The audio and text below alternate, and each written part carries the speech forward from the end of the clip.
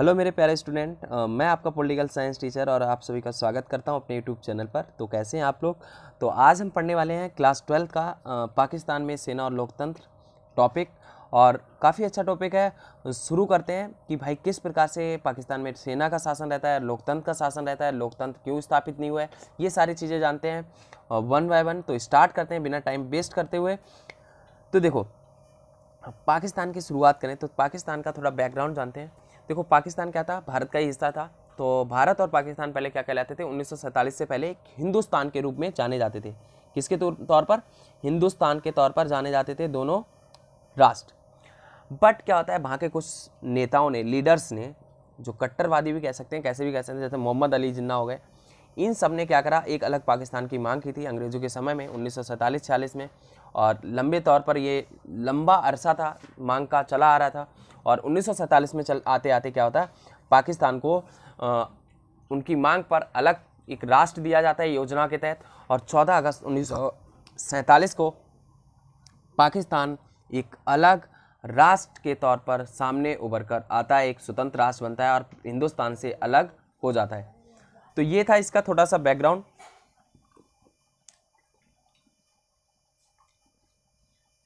ठीक है।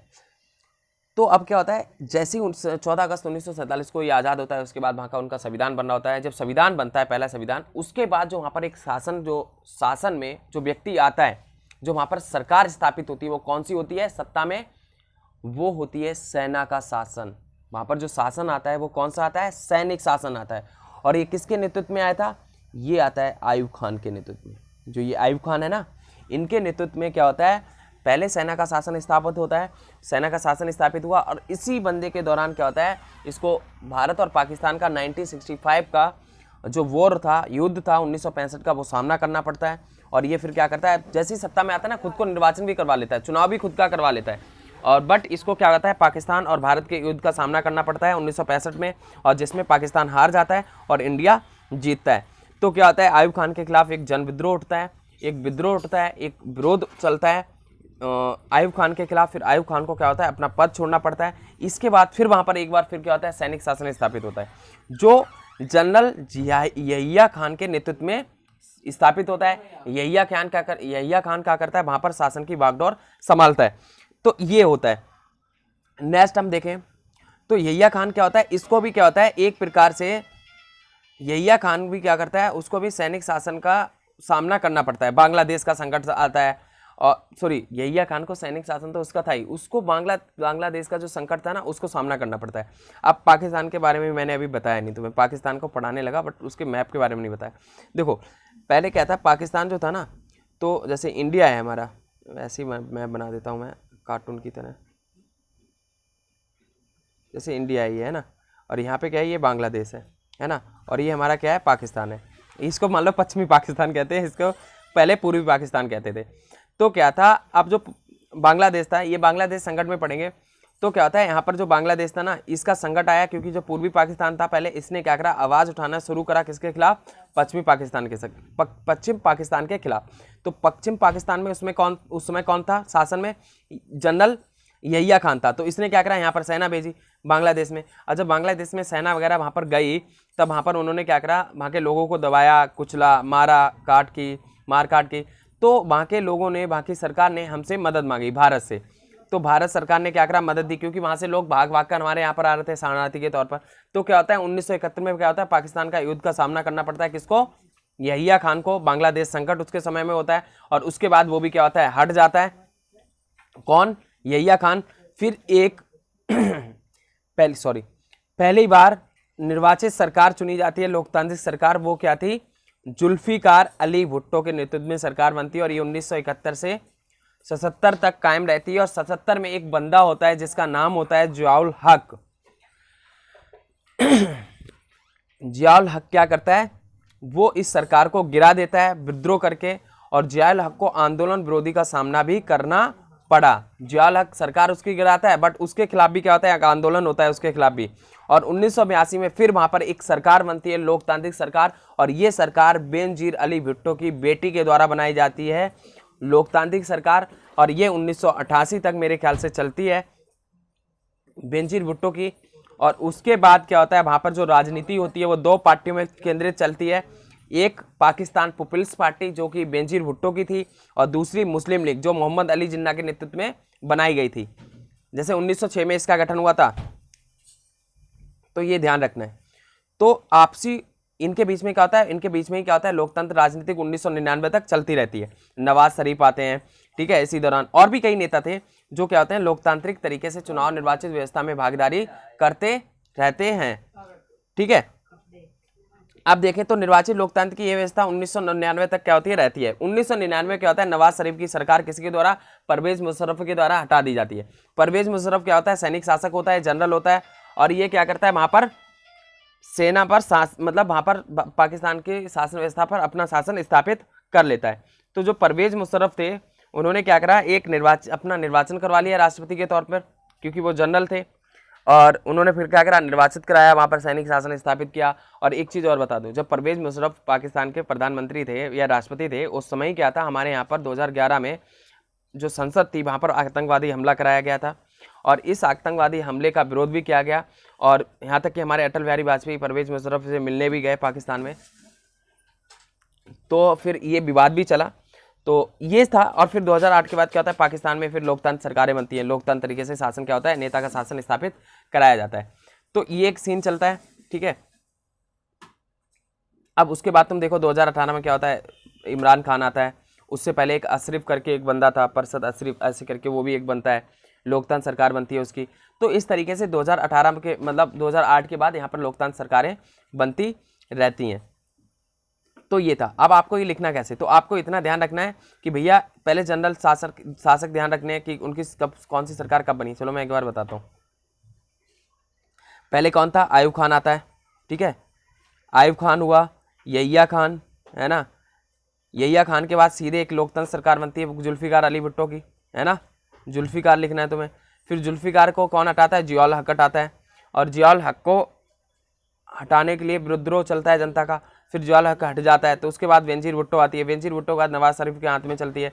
तो दो पार्टियां, मतलब नवाज शरीफ भी नहीं कह सकते, पीपल्स पार्टी और मुस्लिम लीग, इन दोनों के बीच में क्या होता है, सत्ता घूमती रहती है। और 1999 में क्या होता है, नवाब शरीफ की सरकार को हटा दिया जाता है और परवेज मुशर्रफ की सरकार, परवेज मुशर्रफ का सैनिक शासन स्थापित होता है, और ये 2008 तक चलता है। 2008 के बाद क्या होता है, वहाँ पर फिर लोकतांत्रिक सरकारें स्थापित होती रहती हैं। अभी जो वर्तमान सरकार वो इमरान खान की लोकतंत्र सरकार ही है, ठीक है। तो ये था, मैंने जल्दी जल्दी बताया। तो ऐसे तुम्हें क्वेश्चन लिखना होगा कि भाई वहाँ के राजनीतिक व्यवस्था का वर्णन करें, या फिर वहाँ के सभी नेताओं का, सभी सरकारों का वर्णन करें, किस प्रकार रहा, परीक्षण करने को कहते थे। सब आपको क्या करना पड़ेगा, ये लिखना पड़ेगा। अब एक क्वेश्चन और आता है, वो ये आता है कि भारत की भांति पाकिस्तान में लोकतंत्र की जड़ें मजबूत क्यों नहीं हो सकी, जबकि दोनों देशों का इतिहास तो एक जैसा है। भारत भी जब भी आज़ाद हुआ था, पाकिस्तान भी जब भी आज़ाद हुआ था, जब भारत आज़ाद हुआ था, तो इन दोनों में तो लोकतंत्र भारत में स्थापित हो गया मगर पाकिस्तान में नहीं हुआ, क्या वजह है, तो ये बताना है। दूसरा कि भाई पाकिस्तान में लोकतंत्र स्थापित ना हो पाने के कौन से कारण है, पाकिस्तान में लोकतंत्र ना स्थापित होने के कौन से कारण है। दूसरा कह सकते हैं कि पाकिस्तान में सेना का मजबूत होने के कारण क्या है, सेना इतनी मजबूत क्यों है पाकिस्तान में। तो उसमें तुम्हें क्या लिखना है, पहला जो लिखना है कि पाकिस्तान में सेना और धर्मगुरु और भूस्वामी अफजनों का क्या है, सामाजिक दबदबा है। वहाँ पर कुछ धर्मगुरु हैं, क्योंकि देखो इस्लाम है, वहाँ पर इस्लाम है, मुस्लिम लोग रहते हैं। मैं ये नहीं कहूँगा कि मुस्लिम लोग, बट वहाँ के जो रूढ़िवादी लोग हैं वो क्या करते हैं, धर्म पर ज़्यादा विश्वास करते हैं। और वहाँ के जो उच्च तबका है, अभिजान वर्ग है समाज का, वो भी सेना को क्या करता है, तवज्जो देता है। और इसलिए वहाँ पर क्या होता है, निर्वाचित सरकार को गिराकर सैनिक शासन स्थापित किया जाता है। और भारत के साथ तनाव तो रहता ही रहता है। 1947 जब से आज़ाद हुआ है तब से भारत के पीछे पाकिस्तान पड़ा है, कैसे भी ना कैसे वो क्या करता है, हमले करता रहता है, आक्रमण करवाता रहता है। तो इस प्रकार भारत के साथ तनाव है, जिसके कारण क्या होता है, वो वहाँ की सेना बहुत मजबूत रखते हैं, क्योंकि कंपटीशन चलता है ना कि भारत के पास ज़्यादा परमाणु हथियार है, मेरे पास नहीं है, तो मेरे को भी और ज़्यादा विकसित करना है, कहीं भारत ने मेरे को हरा दिया तो इस प्रकार से तो पाकिस्तान में लोकतंत्र को स्थापित करने के लिए अंतर्राष्ट्रीय सहयोग प्राप्त नहीं है। तीसरा कारण कि भैया अंतर्राष्ट्रीय स्तर पर कोई तवज्जो नहीं देता पाकिस्तान को, क्योंकि उसकी हरकतें, उसके रवैये ऐसे नहीं है, सही नहीं है। तो हर कोई भी देश ये सपोर्ट नहीं करता, ये समर्थन नहीं देता कि पाकिस्तान में क्या हो, एक लोकतांत्रिक सरकार स्थापित हो। तो ये भी एक बहुत बड़ा कारण माना जाता है। अब यहाँ पे देख सकते हो, ये भारी है, भारी लिख दिया ना मैंने, भारी देश चाहते हैं कि पाकिस्तान में सैनिक शासन ही रहे, मतलब सैनिक शासन रहे, क्योंकि उनको ये डर है कि अगर वहाँ पर कोई लोकतांत्रिक सरकार आई, चौथा कारण है ये, जो बाहर के देश है ना, पश्चिम के देश, वो चाहते हैं कि भैया पाकिस्तान में क्या हो, सेना का शासन ही रहे। क्यों रहे? क्योंकि अगर वहाँ पर सेना का शासन नहीं होगा, अगर लोकतांत्रिक सरकार है तो वहाँ पर खुलापन होगा, तो वहाँ पर जो परमाणु हथियार हैं, परमाणु हथियार क्या होंगे, अंग्रेज वो आतंकवादी को हाथ लग जाएंगे। और आतंकवादी क्या है, विश्व स्तर पर बहुत व्यापक समस्या है, तो इससे पश्चिम के देश बहुत डरते हैं आतंकवाद से, क्योंकि अगर उनके हाथ में कोई परमाणु हथियार कुछ भी लगेंगे तो वो कहीं भी उसको क्या कर सकते हैं, ब्लास्ट कर सकते हैं, फोड़ सकते हैं, टारगेट बना सकते हैं।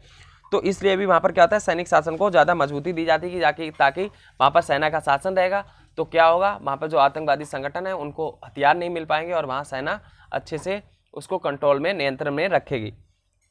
पाकिस्तान में जो सेना समर्थक समूह है वह अक्सर पाकिस्तान की जनता को दलील देते रहते हैं। अब वहाँ पे जो सेना है ना, वो क्या कहती है पता है, कि यहाँ के जो राजनीतिक दल हैं या राजनीतिक नेता हैं वो क्या हैं, भ्रष्ट हैं, भ्रष्टाचारी हैं, अत्याचारी हैं, जो लोकतांत्रिक व्यवस्था में खोट पैदा करते हैं। तो ये वहाँ की सेना कहती है, बल्कि सेना का कोई मोटिव नहीं होता है कि राजनीति में हस्तक्षेप करें, इतना बड़ा मेरे ख्याल से राजनीति में उतना हस्तक्षेप नहीं होना चाहिए। बट वहाँ की सेना क्या करती है, लोगों को ये आगाह करती है, बताती है कि वहाँ की राजनीतिक जो पार्टियां हैं वो भ्रष्ट हैं, अत्याचारी हैं, करप्शन से लदी हुई हैं, ठीक है। तो इस तरीके से क्या होता है, वहाँ पर फिर सेना को, लोगों के अंदर सेना के प्रति क्या होता है, सद्भावना जगती है, प्यार उमड़ता है, तो सेना को ज़्यादा तवज्जो देता है। इसी प्रकार से वहाँ पर ये दलील दी जाती है सेना के द्वारा कि राजनीतिक दलों की आपस की खींचतान से पाकिस्तान की सुरक्षा खतरे में पड़ जाएगी। अब वहाँ की सेना ये भी बताती है कि आपस में क्या होता है, पाकिस्तान में जो दल हैं, पार्टियाँ हैं, वो आपस में लड़ती रहती हैं, और लड़ती रहती हैं, इसका मतलब क्या हुआ, लड़ने का मतलब क्या हुआ कि इसकी वजह से पाकिस्तान की सुरक्षा खतरे में पड़ जाएगी, और सुरक्षा खतरा में पड़ेगी तो इससे क्या होगा कि देश की इमेज खराब हो जाएगी, ठीक है।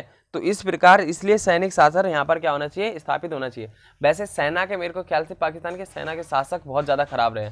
जैसे तुम देखो परवेज मुशर्रफ, उसने कितना करप्शन किया, कितना भ्रष्टाचार किया, और यहाँ पर वो सेना खुद बता रही है कि राजनीति में नेता भ्रष्ट होते हैं, राजनीतिक दल के नेता भ्रष्ट होते हैं, यहाँ तक कि सैनिक शासक भी तो होते हैं, जनरल भी तो होते हैं। परवेज मुशर्रफ का एग्जाम्पल देखो, है ना। तो ये था आज का वीडियो।